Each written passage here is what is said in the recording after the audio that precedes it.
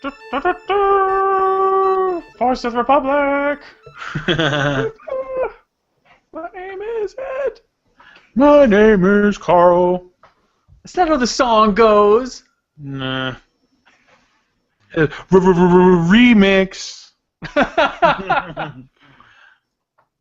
Dubstep. Wow. Always reminds me of that joke about what happens when a DJ accidentally mixes dubstep with ska. You have the beat drop and then someone picks it up, pick it up, pick it up, pick it up. I'd like to hear that. Bad joke. Right on! It's Voice of the Republic, and it's all about Temple of Doom. So I'm sorry. Before we get in there, I gotta say this before I forget because it's a hilarious joke. I used to have I still have a friend. Her name's Diana, and she used to always make this joke that she was going to get into pornography, and what she was going to do was she's going to make her stage name Diana Jones, and her first movie was going to be Indiana Jones and the Temple of Poon. Yeah, I was really impressed by that wordplay. So. She'll probably never see this, but if you do see this, I still think of that to this day. It's hilarious. Well done. Yeah, wow, that's good. I think that's better than my friend Seban, who's from Karachi, and he's an Indian fellow. Mm-hmm. So he he went to a college, I guess, that was had way too many white folks. So he went to this Halloween party and he had the hat, the leather jacket, the whip, the whole nine. And he was talking to someone, and they just couldn't put it together. I think they're just looking at him. They're like, "So, what exactly is this?" He's like, "You're kidding. I'm Indian Jones." You're my favorite friend. That's so awesome. Indian Jones. That's Indian Jones. Brilliant. Love it. Love him. Love that guy.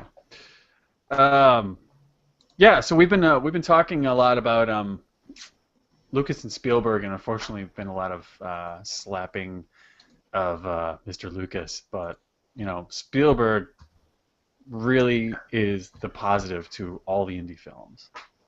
And here's the thing, though, is I think by far this is his weakest effort in the trilogy.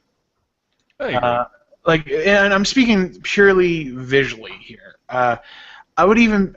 And I know we haven't talked, and I've only mentioned it once, but I think visually I'd probably even put the Crystal Skull above Temple of Doom, because I don't find Temple of Doom to be aesthetically pleasing visually, like, at all. I don't think the lighting is well done, because it's just strange, because you have the club right off the bat, and it looks like it's on set. It does not look like a club. Like, it's so super bright white. Like, no one just decided to say, like, the DP's not like, hey, you know what? Maybe we should make this look like a nightclub. I don't know. Maybe dim the lights a little bit and put some, like, because could you imagine, just like, use your mind's eye here for a second, reimagine that entire scene, dim the lights, put some candles on, like, the tables and stuff like that, and use some ambient lighting, like, up onto Harrison Ford's face, the dark background and everything, make it actually look like a nightclub. Like, imagine that whole exchange between him and the Chinese gangsters now with that lighting. And it's instantly a more aesthetically pleasing shot, in my opinion. I think that was achieved to a degree. It becomes really obvious that they're doing something like that when they slip him the antidote and all three gangsters are kind of leaning into each other going, eh, eh, eh. And there was light from above that was bouncing off of the table and the big Lazy Susan thing. I'm sure there's a Chinese name for it. Mm-hmm. And I'm not going to take a guess what it is because I'll get in trouble. But all the lights bouncing up and giving them the evil bottom light effect. Mm-hmm.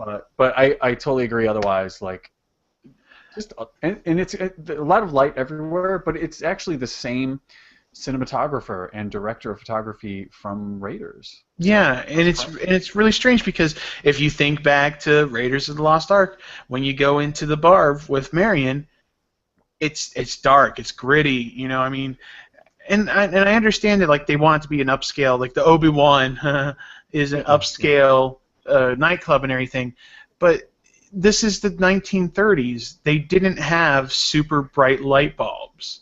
You know, electricity has literally only been around for like a decade or two at this point. You know, it's like, you know, World War I was when electricity was really starting to come into its own, and this is supposed to take place between World War I and World War II.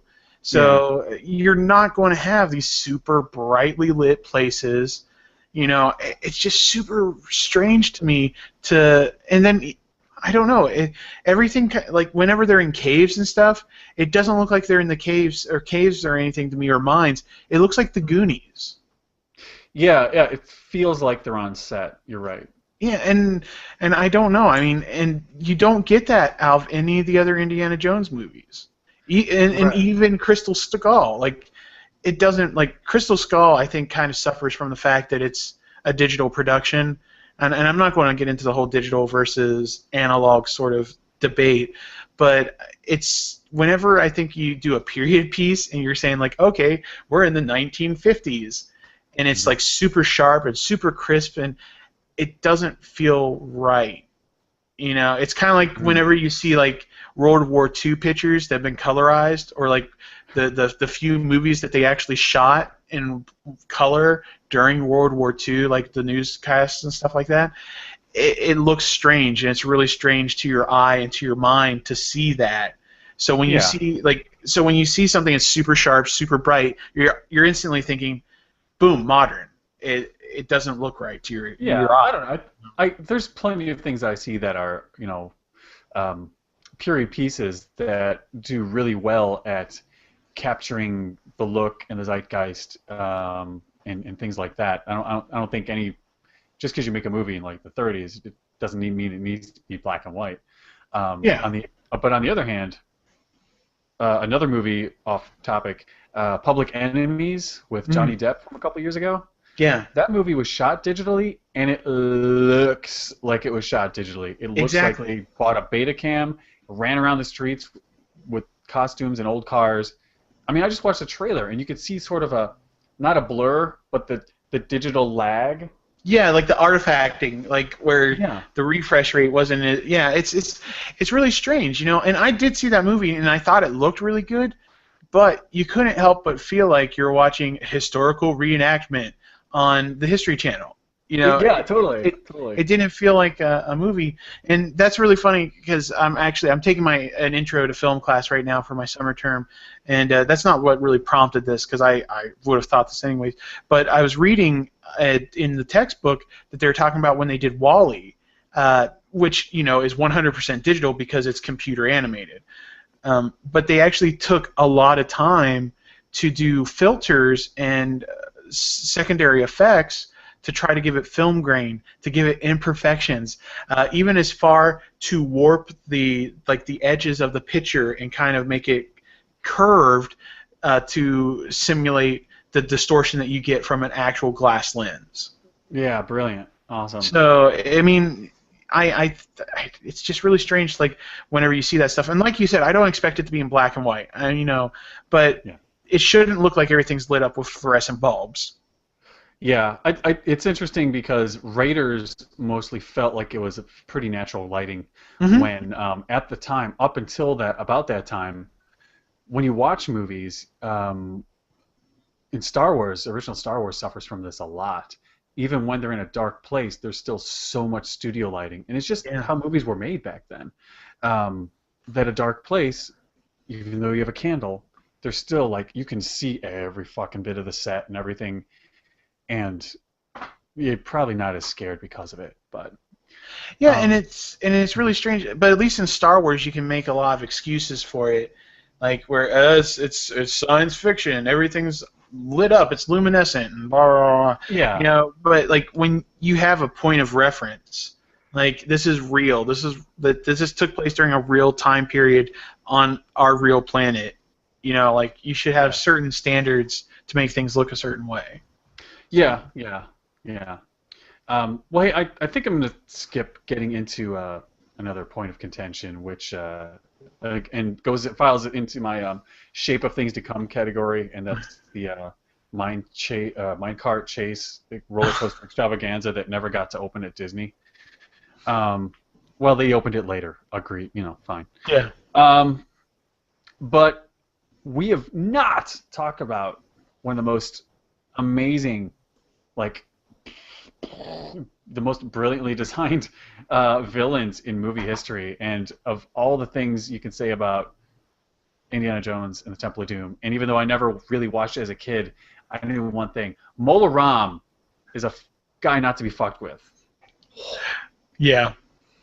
Amazing. I love his look. I love his character. His character. I love that the story of the actor was that he got the part. He was a pretty well-known Indian actor. Mm-hmm. He got the part, shaved his head, and after that, everybody loved him so much as this villain, Mola Ram, that pretty much the rest of his career, sadly that it's not as versatile, but successful, in that every role after that was him becoming a bald, villainous guy. That became his life. He basically became Mola Ram in all these other Indian movies. Mm-hmm. But holy cow, just what an amazing figure, just amazing character to look at. And and it's saying something when he is so well designed and so iconic that they basically steal his character design for Dalsum and Street Fighter 2. Oh, that's totally Mola Ram. Yeah, I mean with the red arrow on his head and Mm-hmm. and he's Indian, there's a lot of similarities between the character design between the two of them. And it's like I said, I think it's telling when you get a classic design. And that's the thing is when you see him, you see like second one, that is a bad dude. There is no doubt in your mind when you see him whether or not he's a good guy or a bad guy. Yeah, he's got the black and red Nazi colors. He's got a freaking skull devil horn thing with a shrunken head on it. I mean, there is clearly he's got guy liner. Ugh. Yeah. Back before it was cool. Totally, he's a forerunner. That's right. Yeah, I just wanted had to gush about Mola Ram. Yeah. Go ahead. I was just going to say that to wrap it up. Did you have something else to say before I say this though? No, not really. To wrap it up, let's give a couple final parting thoughts on this movie. Yeah, I would say that all in all, it's not my favorite of the trilogy. It's still the one that I go back to the least, but on the other hand, I've learned to accept it as a standalone because it's the things that bother me. They don't bother me to the point where it's unwatchable. It's not like Episode 1 where it's just like I'm so offended that you thought this was a good idea. It's like this is another time. It's so far removed from Indy's life in Raiders that I can just kind of deal with it, and I love the club sequence now. It goes a bit long. Well, that's the time I can go check my mail or take a leak. I'll come back when the song's over. Yeah. And once Indy shows up, I'm like, all right, Indy's got to pretend like he's 007 now. That's how he has to do this deal. And I pretty much accept it on its own terms. So I still recommend it. Not for little kids. I would wait for little kids to watch it. Yeah. And that's it. I'm kind of in the same place as you. I would say it's definitely the weakest of the trilogy.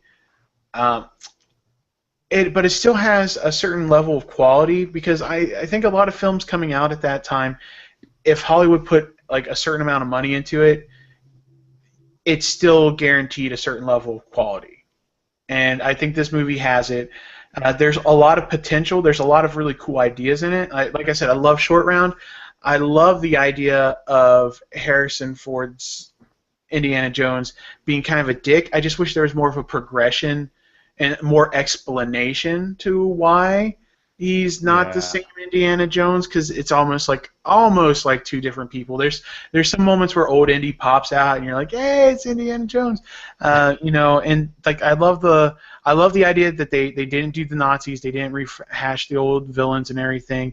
I'm glad they did India. I wish they would have portrayed India more realistically and better and more positively. So does India. That's why they weren't allowed to film there. Yeah, it was really strange, like especially like that whole dinner scene where it's just like horrifying dish after horrifying dish, which of stuff that's not Indian food. Yeah. Right. Yeah, but it's really strange. But like, there's just so many cool ideas going on there. It just never seemed to come together. But I'll probably never watch it again, or at least for like another 5 years. I'll pick Raiders and The Last Crusade every time. So. Yep. Same here. Yeah, you can go from 1 to 3 and not need anything else, and you don't need really anything else after, no matter how much you crave it. Yeah. Because you'll always be disappointed. Now, one last thing before we head out here. Did you watch the TV show, The Young Indiana Jones Adventures? I did. What'd you think of that? I didn't watch them all. Oh yeah. My brother did. My brother also gave me this pinball backing. That's what's happening behind here. So thanks, Bob. I didn't like it 100%. The younger Indiana Jones, I thought it was cool that they're going through time and these things are occurring and Indiana Jones was there, but it felt mostly forced in a Forrest Gump kind of way. Louis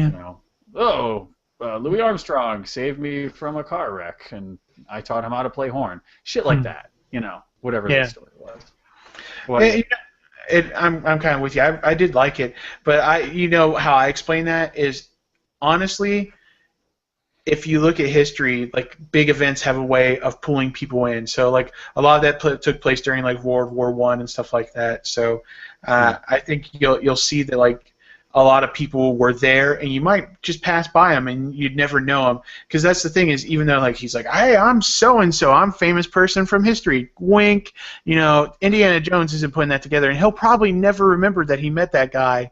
10, 20 years down the road, and how many times does that happen to us in our day-to-day life? So yeah, you're right, absolutely. To the writer's credit, very few times was it like, oh, you're Samuel Clemens, you're Mark Twain, or whatever. Yeah. But yeah, it'll be like just you're with a guy, like nice to meet you, right? And then it just happens to turn out he's like, oh yeah, I'm writing a book. It's called The Old Man in the Sea, or whatever.